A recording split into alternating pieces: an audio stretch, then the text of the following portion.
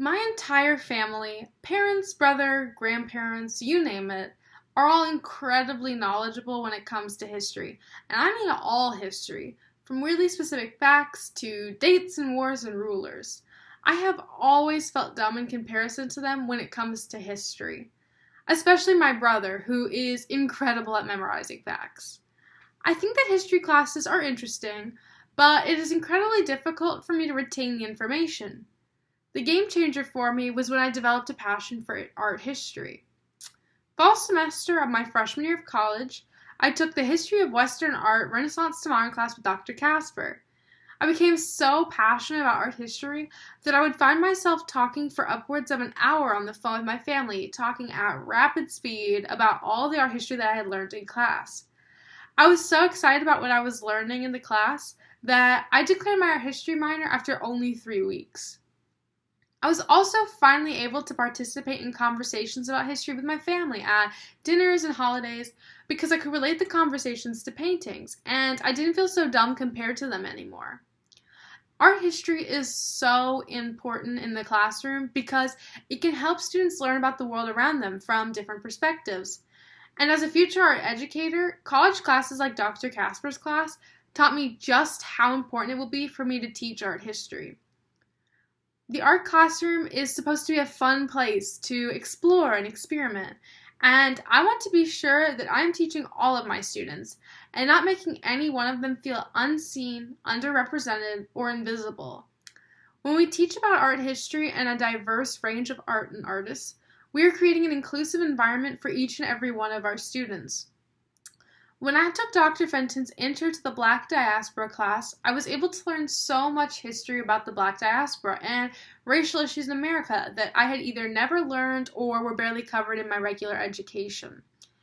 It was the first time that I was in an art or art history class where the focus was not on European art or work by white artists. I believe that it is so vital to use art history to introduce students to these incredibly important topics and issues, even if it does not directly impact the majority of your student demographic.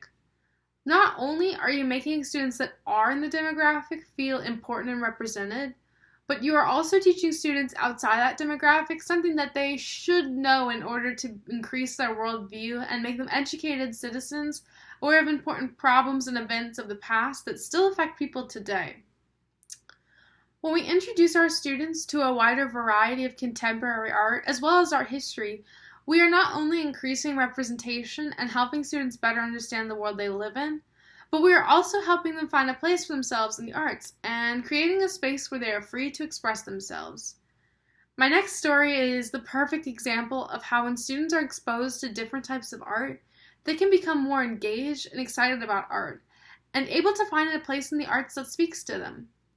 For the past 2 years, I have volunteered at the Speed Art Museum for their week-long art camps as a teaching assistant. And both summers, I was able to work with one particular elementary school age student. We'll call them Jamie. During my first year of working with Jamie, there were behavior issues every single day, like refusing to participate or share, hitting other students, and acting out many times.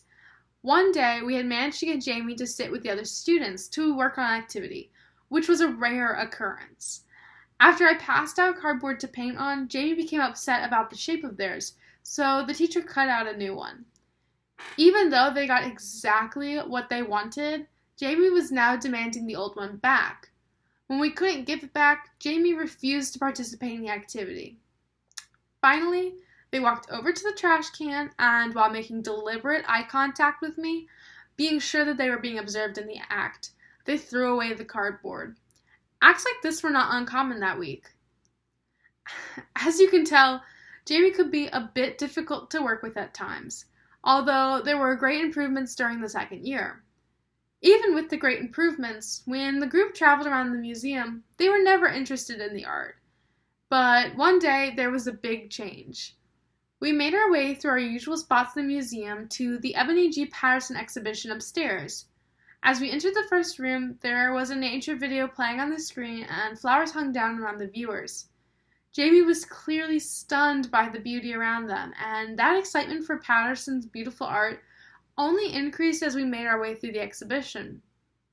What was really a game changer for Jamie was when we came upon these large bush-like structures made of roses standing on wooden supports. On top of the bushes were glass shoes and hands, and there were beautiful sparkling necklaces and rings and bracelets hiding in the flowers.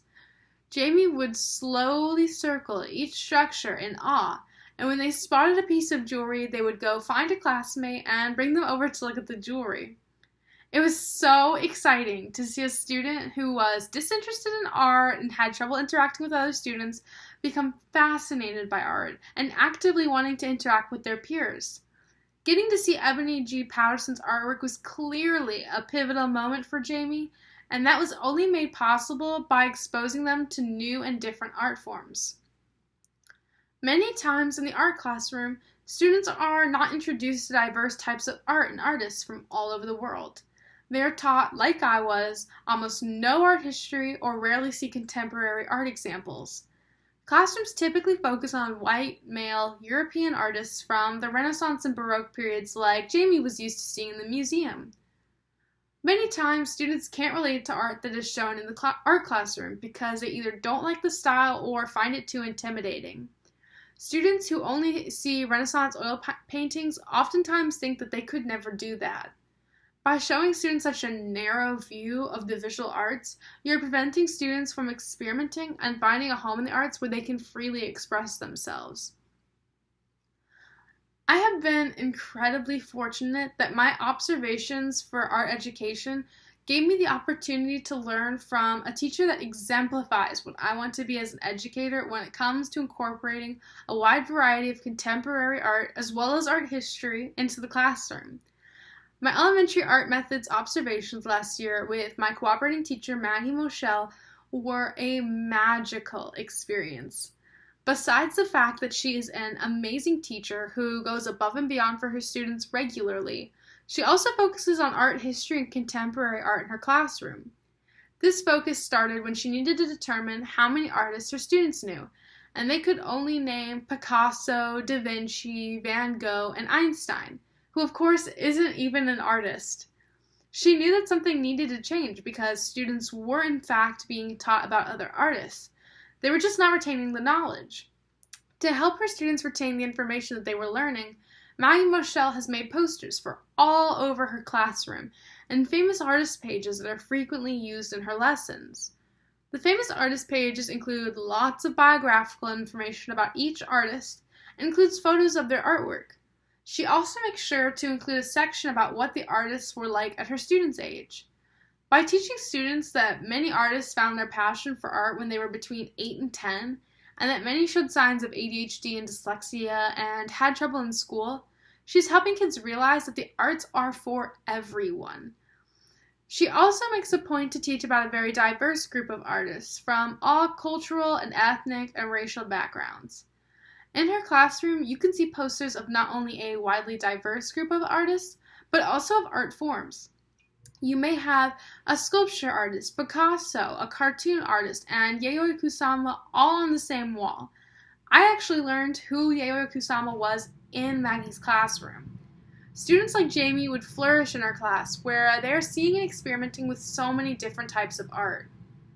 Maggie's work is so important because she is using art history to not only educate her students, but to also represent all people and students in her room. I actually wish that I had had a teacher like Maggie when I was in grade school. Maybe I would have realized my passion for art history sooner, and I would have been introduced to a more diverse representation of art and artists. Yet, it wasn't until I took Dr. Casper's class almost 3 years ago that I realized just how important art history is. I went from struggling with remembering history to being able to retain information and contribute to discussions around it. Exposing students to a diverse range of art not only helps students become more educated world citizens, but it allows us to increase the representation in our classrooms so that we are reaching every single one of our students who may not have a space anywhere else where they can feel seen and important. And I have seen too many people like Jamie who are taught such a narrow vision of what art is, like I was, that they were discouraged from it. They didn't see art that spoke to them, so they didn't pursue it. But Jamie is the perfect example that there is art out there for everyone. As an art educator, I want to give each of my students the experience that I had in Dr. Casper and Dr. Fenton's class, where I found my passion for art history, or the experience that Jamie had at camp, where they were finally exposed to artwork that excited them.